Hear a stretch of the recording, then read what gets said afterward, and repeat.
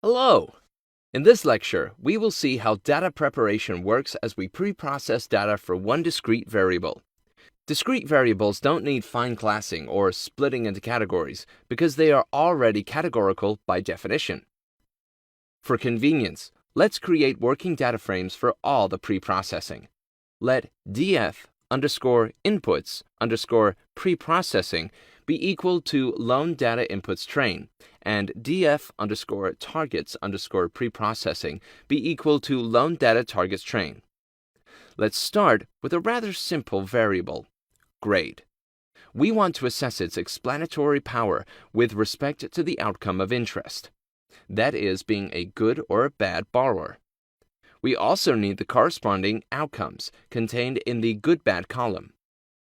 Now, we can create a new data frame called df1, where we will store only the independent variable grade from the df inputs pre-processing data frame and the dependent variable good-bad from the df targets pre-processing data frame.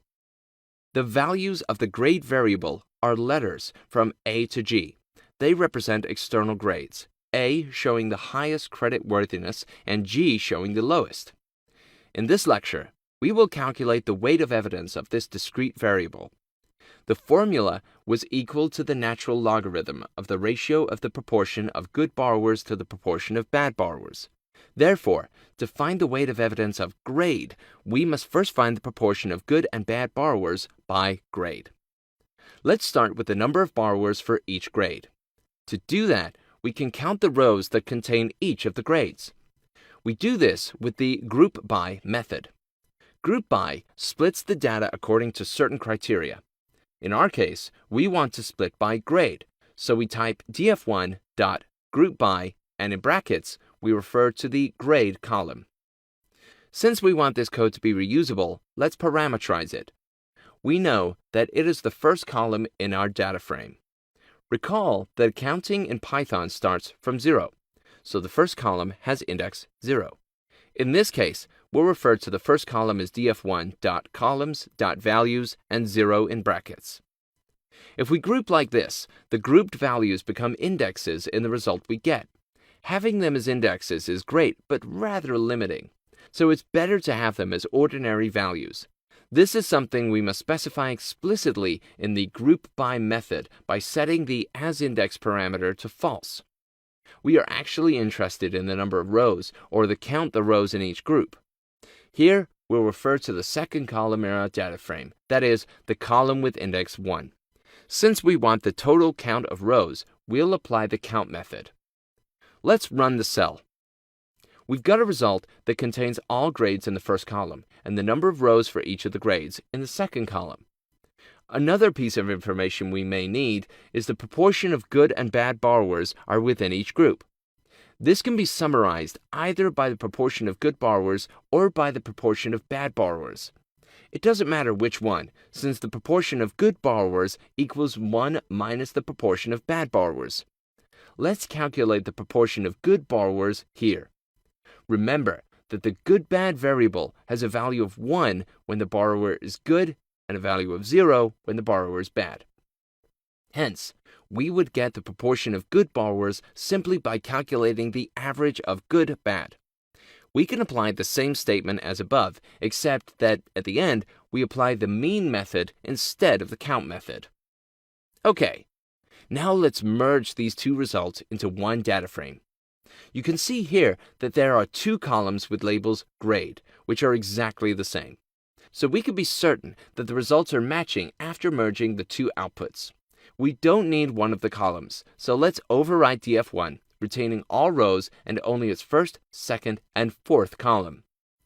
The names of our columns are suboptimal, so let's change them to something more instructive. We keep the name of the first column. We'll rename the second column containing the number of observations to nobs. The third column containing the proportion of good borrowers to proportion good. And here is the clean result. Great! From now on, we'll only use these two columns in a series of calculations of weight of evidence and information value. By the way, let's calculate the proportion of observations that falls into each grade. It is the number of observations in each row divided by the sum of the number of observations in each row.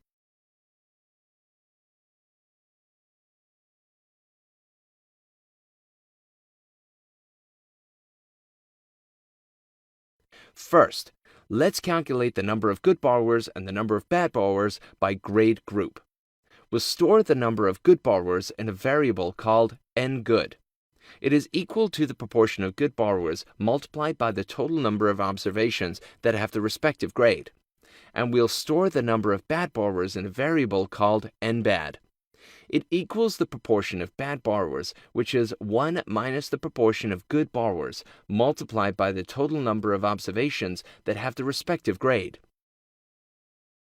Second, we calculate the proportions of good borrowers and bad borrowers for each grade. The percentage of good borrowers in the respective grade category equals the number of good borrowers in the respective category, divided by the total number of good borrowers, which is the sum of good borrowers in all categories. Similarly, the percentage of bad borrowers in the respective grade category equals the number of bad borrowers in the respective category, divided by the total number of bad borrowers, which is the sum of bad borrowers in all categories. Awesome! We have everything we need to calculate weight of evidence for the categories of grade. Let's store it in the WOE variable. It is equal to the natural logarithm of the ratio of the proportion of good borrowers to the proportion of bad borrowers. We'll use the NumPy function, nplog, to calculate the natural logarithm.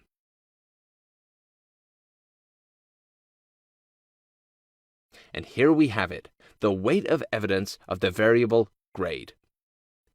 It is useful to sort the result by weight of evidence, starting with the category with the lowest weight of evidence.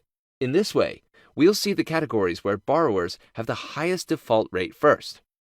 When I create PD models, I like to also calculate the differences in the proportion of good loans between two subsequent categories and the difference of weight of evidence between two subsequent categories.